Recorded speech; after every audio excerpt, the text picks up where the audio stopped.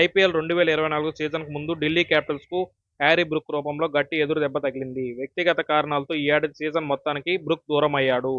గత నెలలో తన బామ్మ కన్నుమూసిన నేపథ్యంలో కుటుంబ సభ్యులతో ఉండాలని బ్రూక్ నిర్ణయం తీసుకున్నాడు. గత ఏడాది మినీ వేలంలో ఢిల్లీ క్యాపిటల్స్ జట్టు 4 కోట్లకు బ్రూక్ను కొనుగోలు చేసింది. ఈ నేపథ్యంలో Delhi capitals franchise Harry Brook స్థానాన్ని భర్తీ చేసే పనిలో పడింది. ఈ క్రమంలో ఆసీస్ యువ సంచలనం జేక్ ఫ్రేజర్ మెక్గర్గ్ పేరును ఢిల్లీ ఫ్రాంచైజీ పరిశీలిస్తున్నట్లు తెలుస్తుంది. ఇప్పటికే అతడితో ఢిల్లీ ఫ్రాంచైజీ సంప్రదింపులు జరిపినట్లు సమాచారం. కాగా ఇటీవల కాలంలో మెక్గర్గ్ అద్భుతమైన ప్రదర్శన కనబరుస్తున్నాడు. అతడు తన పవర్ హిట్టింగ్ స్కిల్స్తో అందరినీ ఆకట్టుకుంటున్నాడు.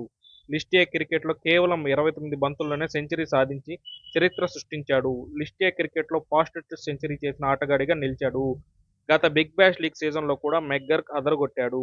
మెల్బోర్న్ రెనిగేడ్స్కు ప్రాతినిధ్యం వహించిన మెక్గర్గ్ 257 పరుగులు చేశాడు.